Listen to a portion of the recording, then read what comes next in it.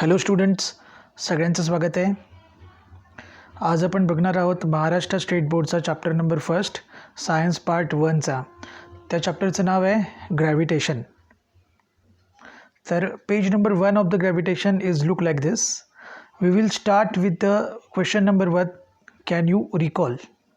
The first question is, what are the effects of a force acting on an object?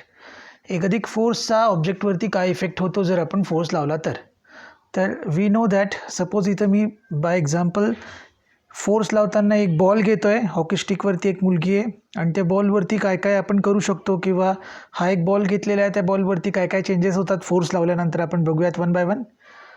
First one, set body in motion. Suppose या बॉलला force लावला तर हा ball मोशनमध्ये जाणार. रेस्टमध्ये असेल तर तो मोशनमध्ये येणार. Then stop moving body. Suppose एक बॉल मोशनमध्ये फोर्स लावून मी त्याला स्टॉप करू शकतो. Change the speed of body समजा स्पीडमध्ये तर त्याचा स्पीड मी वाढवू शकतो किंवा कमी करू शकतो. Change the direction of motion. समजा एखादी बॉडी एका स्ट्रेट डायरेक्शनमध्ये आहे तर मी त्याची डायरेक्शन चेंज करू शकतो किंवा at a time me speed आणि डायरेक्शन दोघं पण फोर्स लावून काय करू शकतो, चेंज करू शकतो. आणि सगळ्यात लास्ट तुम्ही बघू शकता याच्यामध्ये की change the size and shape of the body. या पिक्चरमध्ये तुम्हाला दिसतं ही बॉडी अशी आहे, सर्क्युलर ऑब्जेक्ट किंवा बॉडी याला म्हणू शकतो. जर मी फोर्स लावला तर ही कशी होईल तुमची, ह्याचा आकार, शेप आणि साईज चेंज होईल.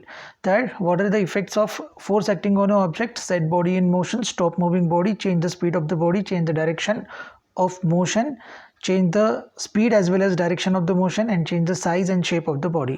Next question is, what type of the forces are you familiar with? कुठल्या कुठल्या टाईपच्या फोर्सेसबद्दल आपण फॅमिलियर आहोत?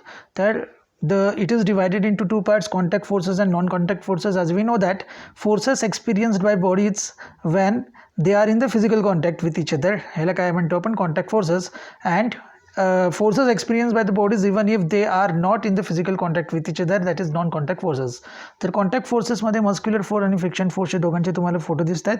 तर हे दोन मुलं मसल्स फोर्स यूज करत आहेत आणि ही बॉडी काय करत आहेत, पुश करत आहेत.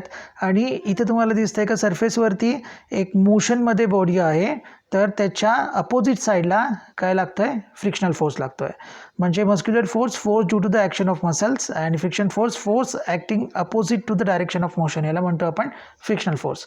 नेक्स्ट बघू नॉन कॉन्टॅक्ट फोर्सेसचे 3 एक्झाम्पल इथे दिसतात, मॅग्नेटिक, इलेक्ट्रोस्टॅटिक आणि ग्रॅव्हिटेशन. मॅग्नेटिक बघा, forces exerts by the magnet, त्याला म्हणतो आपण magnetic forces. Electrostatic forces exerted by a charged body on another charged body, त्याला म्हणतो आपण इलेक्ट्रोस्टॅटिक फोर्सेस. नेक्स्ट आहे gravitational forces. Attractive force exerting between two bodies, त्याला काय म्हणतो आपण, ग्रॅव्हिटेशनल फोर्स. नेक्स्ट बुकमधलं एक्झाम्पल बघा आता. What do you know about the gravitational force? Gravitational फोर्सबद्दल तुम्हाला काही माहिती आहे का? तर थोडंसं विचार करा. तर ग्रॅव्हिटेशनल फोर्सबद्दल माहिती देताना मी तुम्हाला डिफरन्स दाखवणार आहे इथं की ग्रॅव्हिटेशनल फोर्स काय आणि ग्रॅव्हिटी काय. तर ग्रॅव्हिटेशनल फोर्स काय? Gravitational force is the force, हे तुम्ही बघू शकता ह्या 2 बॉडी आहेत त्याच्यामध्ये. Gravitational force is the force of attraction acting between any 2 bodies of the universe. या युनिवर्समधल्या कुठल्याही 2 बॉडी जर तुम्ही घेतल्या त्यांच्यामध्ये जो अट्रॅक्टिव्ह फोर्स आहे त्याला आपण ग्रॅव्हिटेशनल फोर्स म्हणतो. आणि ग्रॅव्हिटी आपण सतत म्हणत असतो. What is gravity? Gravity is the earth's gravitational pull on the body. We know that की कुठलीही बॉडी अर्थ तिच्याकडे अट्रॅक्ट करते त्याला काय म्हणतो आपण, gravity. The gravity is the Earth's gravitational pull on a body laying nearer the surface of the Earth. अर्थच्या सरफेसचा एक particular range आहे, त्या रेंजमध्ये एखादी बॉडी आली तर बॉडी त्याला पुल करते, त्याला आपण काय म्हणतो, ग्रॅव्हिटी. तर तुम्हाला डिफरन्स कळला असेल आणि ग्रॅव्हिटेशनल फोर्स तुम्हाला कळला असेल. तर ग्रॅव्हिटेशनल फोर्सची डेफिनेशन आहे, gravitation is a force of attraction acting between any 2 bodies of the universe. हेच आपल्याला या चॅप्टरमध्ये शिकायचे, याचे सगळे कन्सेप्ट शिकायचे आहेत. तर मी पेज नंबर 1 जे आहे ते कंप्लीट करतो आहे. त्याच्यामध्ये कॉन्सेप्ट ऑफ ग्रॅव्हिटेशनल फोर्स आहे. तर कॉन्सेप्ट ऑफ ग्रॅव्हिटेशनल फोर्स हा पिक्चर तुम्ही बुकमध्ये बघू शकता.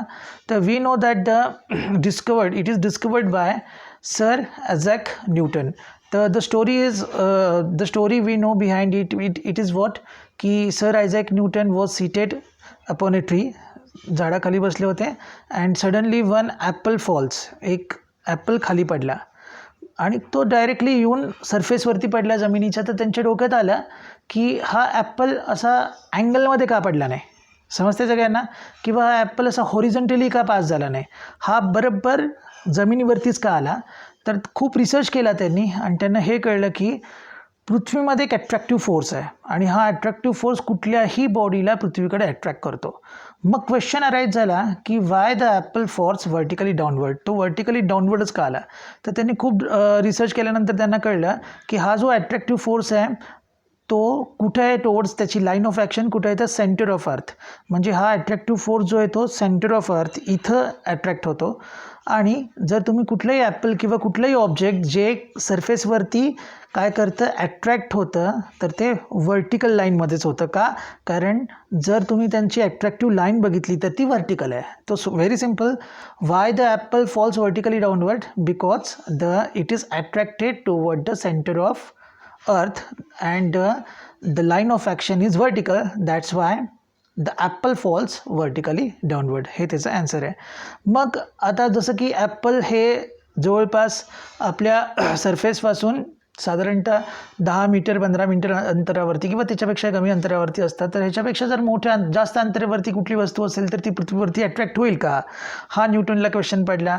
किंवा ह्याच्यापेक्षाही दूर जसं की मून आहे, मूनवरती पण अट्रॅक्टिव्ह फोर्स असेल का, किंवा मूनच्या जर बियॉइंड गेलो आपण तर प्लॅनेट किंवा सन किंवा एनी स्टार, तर त्यांच्यावरही हा काय असेल, अट्रॅक्टिव्ह फोर्स असेल का. तर हेच आपल्याला या चॅप्टरमध्ये पूर्णतः काय करायचं आहे, कवर करायचं आहे. याच्या पुढे तुम्ही बघू शकता की आपल्याला क्वेश्चन विचारलेला आहे की न्यूटन्स लॉ ऑफ मोशन. तर वी नो दॅट की न्यूटनचे जे मोशनचे लॉ आहेत, फर्स्ट सेकंड अँड थर्ड आपण बघूयात. तर न्यूटनचं फर्स्ट लॉ ऑफ मोशन आहे, if an object is at rest it will stays at what, rest, unless a net force acting on it. एखादी ऑब्जेक्ट जर रेस्टमध्ये असेल तो रेस्टमध्येच राहील जोपर्यंत त्याच्यावरती अनइक्विलिब्रियम फोर्स लागत नाही तोपर्यंत. आणि समजा एखादी ऑब्जेक्ट काय असेल, मोशनमध्ये असेल तर तो मोशनमध्येच राहील जोपर्यंत त्याला एखादी फोर्स अडवणार नाही तोपर्यंत. समजतंय. तर हा झाला तुमचा फर्स्ट लॉ. तर सेकंड लॉ काय आहे, तसे न्यूटन सेकंड लॉ आहे, force is equal to mass into acceleration. म्हणजे फोर्स हा मास आणि ॲक्सेलरेशन याचा प्रोडक्ट आहे. समजण्यासाठी एक्झाम्पल घ्या. हे मी इथं फोर्स आणि फोर्स सेम क्वांटिटी सेम अमाऊंटचे दोन फोर्स घेतलेले आहेत. हे जे फोर्स आहेत ते सेम आहेत. एक फोर्स लावला मी लोअर मासला, एक फोर्स लावला मी ग्रेटर मासला. आता फोर्सचा फॉर्म्युला काय, मास इंटू ॲक्सेलरेशन. मास जास्त असेल तर ॲक्सेलरेशन, फोर्स तर सेम आहे ना, तर मास जास्त असेल तर मास जर कमी असेल तर ॲक्सेलरेशन जास्त असेल, आणि मास जर जास्त असेल तर ॲक्सेलरेशन काय असणार, कमी असणार. तर फर्स्ट केसमध्ये मास कमी आहे तर त्याचं ॲक्सेलरेशन काय असणार, जास्त. आणि सेकंड केसमध्ये तुम्ही बघू शकता, greater the mass acceleration will be low. That's why if we apply the force on the lower mass, it moves with a higher velocity, and in the similar way if we apply the force on the greater mass it moves with what, lower velocity. हा झाला Newton second law of motion.